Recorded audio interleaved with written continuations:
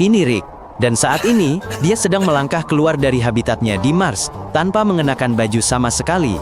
Ini hari yang langka. Udara telah menghangat hingga 10 derajat Celcius. Seperti musim semi di bumi, tetapi bagi Mars, itu sangat panas, di mana suhu malam hari dapat turun hingga minus 70 derajat. Dalam sekejap, udara keluar dari paru-parunya. Tekanan di Mars kurang dari 1% dari tekanan bumi, sehingga hampir tidak mungkin untuk bernapas. Bahkan jika dia mencoba menghirup, tidak ada cukup oksigen, dan udara di sekitarnya sebagian besar terdiri dari karbon dioksida. Rick melangkah dan merasakan kakinya menjadi lebih ringan. Gravitasi di Mars 3 kali lebih lemah daripada gravitasi bumi. Rick bahkan melupakan kekurangan udara untuk sesaat, bersukacita seperti anak kecil dan melompat setinggi 3 meter ke udara. Awan debu merah naik di bawah kakinya. Tanah Mars terdiri dari partikel-partikel kecil dan garam yang berbahaya bagi manusia.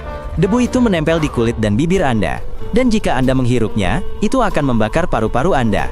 Bahkan terlihat seperti abu berkarat. Mulut Rick terasa kering, seolah-olah dia menelan pasir.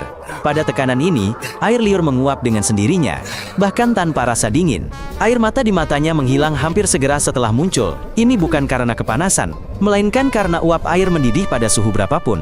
Dia belum merasa kedinginan di bawah sinar matahari, tetapi begitu melangkah ke tempat teduh, embun beku membakar kulitnya. Atmosfer yang tipis tidak menahan panas, sehingga fluktuasi suhu sangat besar. Di sini, 1 menit di bawah sinar matahari terasa masih bisa ditolerir, tetapi begitu bergeser sedikit saja, Anda sudah berada di dalam lemari es. Pembuluh darah di matanya dipenuhi darah. Tekanan darah rendah menyebabkan pembuluh darah itu pecah, membuat bagian putih matanya memerah. Penglihatan Rick menjadi kabur, seolah-olah ia melihat melalui kaca merah. Ini adalah sinyal bagi tubuhnya. Sumber daya menipis, oksigen hampir habis. Tetapi di sekelilingnya terdapat keindahan. Langit Mars tidak hitam, seperti di luar angkasa, tetapi kuning kemerahan. Kabut tipis menyelimuti cakrawala, dan semuanya tampak hidup, seperti di bumi, meskipun udaranya tidak dapat dihirup. Rick batuk, dan paru-parunya mengosongkan udara lebih cepat. Kulitnya tidak hanya merasakan dingin tetapi juga terbakar sinar matahari. Atmosfernya terlalu tipis untuk menghalangi radiasi ultraviolet.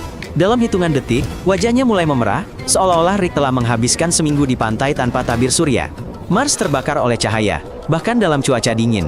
Rick mendongak, dan Phobos bergerak cepat tepat di atasnya.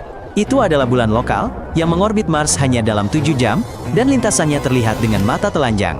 Bulan kedua, yang disebut Deimos, hampir tidak terlihat sama sekali, seperti bintang terang. Di kejauhan, Olympus Mons menjulang, 21.000 meter, 3 kali lebih tinggi dari Everest, dan gunung berapi terbesar di tata surya. Tetapi tidak ada waktu untuk mengaguminya, penglihatan Rick mulai kabur, dan otot-ototnya melemah. Tubuhnya hampir berhenti berfungsi. Badai debu terlihat berputar-putar di cakrawala. Pusaran debu Mars ini dapat berlangsung selama berbulan-bulan, dan menutupi seluruh benua. Sekarang masih jauh, tetapi kemunculannya menegaskan fakta bahwa Mars itu hidup. Rick jatuh berlutut. Namun, jatuhnya lambat, hampir mulus, seolah-olah dalam gerakan lambat. Gravitasi Mars melembutkan setiap gerakan, tetapi tidak membantu paru-paru atau jantungnya, yang sudah berjuang di detik-detik terakhirnya. Baru 15 detik berlalu. Oksigen berhenti mengalir ke otaknya, dan Rick kehilangan kesadaran. Tubuhnya masih hidup, tetapi otaknya tenggelam dalam kegelapan. Tubuhnya terus memburuk. Retakan mikro muncul di kulitnya, gelembung darah di kapilernya, dan bernapas tidak mungkin lagi. Mars perlahan membunuhnya, meskipun segala sesuatu di sekitarnya tampak hampir familiar, bebatuan, langit, dan pasir. Pada saat itu, rekan-rekan Rick yang mengenakan pakaian antariksa berlari keluar dari ruang kedap udara. Mereka memiliki waktu kurang dari 1 menit untuk membawanya kembali ke dalam. Dalam tekanan rendah, setiap detik sangat berharga, dan sekarang mereka benar-benar berpacu dengan kematian. Rick diseret ke ruang kedap udara. Pasokan oksigen otomatis menyala, dan tekanan mulai seimbang.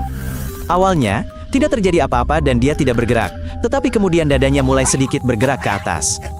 Batuk tajam keluar, dan darah serta busa keluar bersama udara. Paru-parunya kembali terisi oksigen, tetapi kerusakannya tetap ada. Tubuhnya perlahan pulih, dan sepanjang waktu ia gemetar, seolah-olah diperas hingga kering. Rick membuka matanya, dan menyadari bahwa ia tidak akan bisa berjalan-jalan di Mars tanpa pakaian antariksa lagi, betapapun indahnya pemandangan dari jendela. Berlangganan jika Anda setuju, sampai jumpa.